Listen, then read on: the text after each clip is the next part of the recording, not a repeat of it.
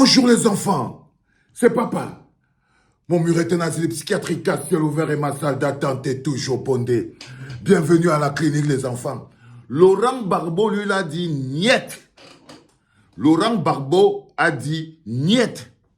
Aucun soutien à aucun candidat retenu par le Conseil constitutionnel. Partage, fiston, j'essaie, pour toi là c'est... Mais tu dois voir tous les exemples. Le même film qui se joue en ce moment au Cameroun est le même film qui se joue en Côte d'Ivoire. Le braquage par la dictature. Le dictateur ivoirien s'appelle Alassane Dramane Ouattara. Le dictateur du Cameroun s'appelle Paul Biya. Ils ont le même processus. Écarter les candidats les plus sérieux.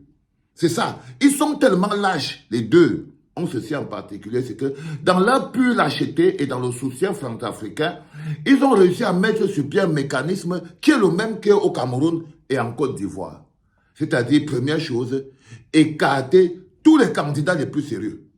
Au Cameroun, il n'y en avait pas beaucoup. Il n'y en avait qu'un seul. Au Cameroun, il n'y en avait qu'un seul. Ils ont écarté le candidat Paul Biya avec violence en détruisant sur le chemin l'état de droit, en proclamant la mort de l'état de droit, l'assassinat de l'état de droit.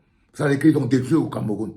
Au niveau de la Côte d'Ivoire, ils étaient plusieurs, parmi lesquels Gbagbo, Laurent, le plus vieux, le plus expérimenté, le plus solide. Au milieu où il y avait le Gbagbo, Laurent, il y avait aussi le jeune Thiam, un monsieur très, très important. Moi, je ne le connaissais pas avant, je l'ai découvert. C'est un Ivoirien qui devait être un banquier très riche. Il travaillait dans la banque et tout et tout. Il était connu en Côte d'Ivoire. Il a eu un parcours important et tout. Et Alassane Ouattara a vu en lui quelqu'un de dangereux. Il a écarté, exactement comme Paul Biya a écarté Maurice Kamto. Alassane Ouattara a écarté le patron Guillaume Guibafoli Soro. Guillaume Soro, le patron de celui qui nous gueule dessus là tous les jours. On lui dit que voilà la Côte d'Ivoire avec ton patron Guillaume Soro. Allez là-bas, vous partez faire l'insurrection. Il ne part pas. Il était en train de menacer les gens. Donc, en Côte d'Ivoire, ils ont écarté Guillaume Soro, ils ont écarté Thiam, ils ont écarté Laurent Gbagbo, et ils ont fait comme au Cameroun. Ils ont écarté Laurent Gbagbo, mais la Cour constitutionnelle a gardé la femme de Laurent Gbagbo. Mais la Cour constitutionnelle pernicieuse et vicieuse, la Cour constitutionnelle ivoirienne, a décidé de garder la femme de Laurent Gbagbo et de chasser Laurent Gbagbo. Donc le process était le même d'abord. Le même process en Côte d'Ivoire et le même process au Cameroun. C'est deux pays de la même chose. Ils souffrent de la même maladie. Donc, une fois qu'ils ont mis sur pied la première partie du process qui consistait à écarter le candidat le plus sérieux, ils ont maintenant le deuxième process en commun, ces deux bonhommes et tout, c'est qu'ils choisissent eux-mêmes qui va être candidat, donc qui ils vont affronter. Ils choisissent eux-mêmes les opposants qu'ils trouvent suffisamment bien en adéquation avec leur esprit. Ce sont ces opposants-là qui vont être qualifiés par le Conseil constitutionnel. Au Cameroun, on a eu donc 11 partis qualifiés par le Conseil constitutionnel, fabriqués par le Conseil constitutionnel, sélectionnés minutieusement par le Conseil constitutionnel pour venir faire la mascarade face à Paul Biya. Ça veut dire que c'est les partis Yango du Conseil constitutionnel. Ce sont les partis qui appartiennent à Paul Atangandji. Tous les candidats à l'élection présidentielle retenus par le Conseil constitutionnel au Cameroun sont les propriétés d'Atangandji, sont les propriétés de Paul Biya, sont les propriétés de Ngongo. Depuis Bello Bouba Maïgari jusqu'au dernier Yodi. Aucun d'eux à la base n'est arrivé là pour faire quoi que ce soit. Il est important que vous le compreniez. C'est pareil qu'en Côte d'Ivoire. Alassane Dramane Ouattara a choisi lui-même. Il a choisi lui-même ses candidats. Alassane Dramane Ouattara a choisi lui-même les candidats qui devaient compétir. C'est lui-même qui a fait la sélection parmi les opposants et tout, patati, patata. Et il a choisi que bon, c'est vous là qui allez être mes challengers. D'accord? Maintenant, quand tu pars au niveau du Cameroun, le peuple camerounais exige à Maurice Kamto d'apporter son soutien à un candidat issus des 12 apôtres qui ont été sélectionnés par la Cour constitutionnelle dans sa forfaiture, de choisir un candidat parmi ces candidats-là et de lui donner son vote, de lui donner son soutien, de donner une consigne de vote. Le peuple camerounais même les opposants camerounais, même le RDPC exige à Maurice Kamto de choisir. Vous voyez souvent sur tous les plateaux, là, on dit il avait dit que ce n'est pas écrit président sur son front. Il n'a qu'à choisir un autre candidat. Il avait dit que ce n'est pas ceci. Il n'a qu'à choisir un autre candidat. S'il ne choisit pas un autre candidat, on va savoir que tout ce que lui voulait, c'est le remplacement. Il ne voulait pas le changement. Il voulait seulement être à la place de Paul. Donc, le chantage à 2 balles. Donc, on est dans le pays des maîtres chanteurs. Donc, ils veulent forcer Maurice Kamto à choisir un candidat qui a été fabriqué, taillé, imaginé par la Cour constitutionnelle, donc un candidat qui a 99% de chances de trahir Maurice Kamto et de trahir le peuple.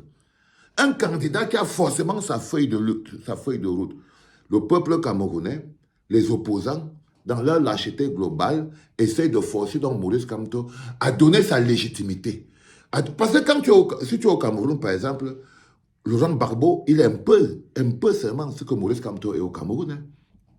Parce que le Maurice Kamto de la Côte d'Ivoire, c'est Laurent Gbagbo. C'est Laurent Gbagbo, le Maurice Kamto de la Côte d'Ivoire. La personne qui contrôle l'opposition, le patron, le dépositaire de la légitimité, celui en qui le peuple ivoirien se reconnaît 24 sur 24. C'est Laurent Gbagbo. Laurent Gbagbo a le même parcours que Maurice Kamto.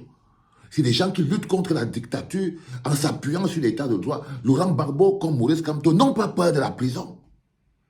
Ils n'ont pas peur de la prison. Laurent Gbagbo, comme Maurice Kamto, regarde la dictature dans les yeux pour leur dire la vérité. Pour leur dire la vérité. Donc, quand tu prends les 2 palliatifs, au Cameroun, on a Maurice Kamto. En Côte d'Ivoire, on a Laurent Gbagbo.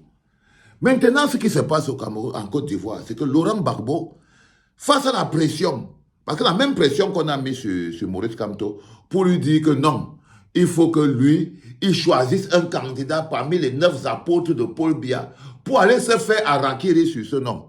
On a dit la même chose à Gbagbo. Que si Gbagbo veut vraiment qu'on fasse partie à Alassane Dramane Ouattara, qu'il choisisse donc un candidat à qui il va apporter son soutien. Laurent Gbagbo a fait... oui. Ils sont arrivés avec ça sur Laurent Gbagbo pour dire à Laurent Gbagbo que Laurent Gbagbo doit maintenant que Alassane Ouattara l'a sauvagement écarté en violation de toutes les lois et tout, que maintenant si Laurent Gbagbo veut vraiment le changement, il n'a qu'à choisir parmi un des candidats que Alassane Ouattara a choisi avec la Cour constitutionnelle du Code de Côte d'Ivoire et donner son crédit. Laurent Gbagbo a dit ciao. Il a dit vous pouvez rêver. Laurent Gbagbo a dit vous pouvez rêver. Je ne peux pas donner mon soutien à quelqu'un qui est exposé à la Cour constitutionnelle, qui m'a violemment écrasé. On n'est plus dans l'état de droit. Laurent Gbagbo a dit qu'il ne donne son soutien à aucun de ses candidats. Ça, c'est la position de Laurent Gbagbo. Ils sont 4. Ils sont 4. Ils ne prévoient pas de faire une coalition. Ils ne prévoient rien. Jusqu'à ce moment, ils sont seulement 4 et ils sont là. Et Laurent Gbagbo a dit qu'il ne donne sa consigne de vote à personne. Vous voyez donc qu'on peut décider de ne pas donner sa consigne de vote à quelqu'un. Ça ne fait pas de vous quelqu'un d'égocentrique. Ça ne fait pas de vous quelqu'un qui n'aime pas le pays, non. Ça fait de vous un homme intègre, un homme droit.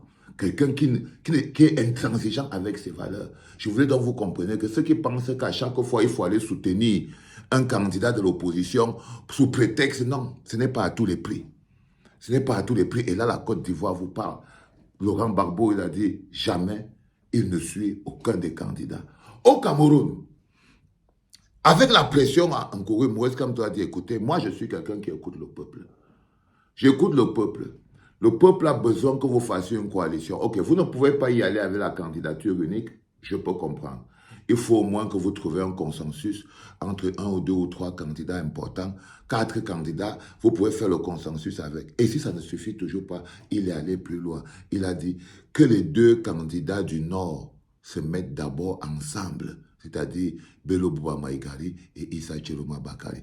Comme ça, après ça, il verra si ça vaut la peine de venir sur la mascarade. Parce que on va voir l'effet qu'aura lieu le rapprochement entre Issa Chiroma Bakari et Bello Bouba Maïgari et on verra ce que ça va donner. Si ça donne quelque chose, c'est bon. Si ça ne donne pas quelque chose, ils vont partir avec. C'est aussi simple que ça, les enfants. Comme quoi, il y en a qui pensent que donner la consigne de vote est la chose la plus importante. Non. C'est un compromis. Et si tu n'aimes pas les gens, tu ne peux pas réfléchir là-dessus. C'était pas par les enfants.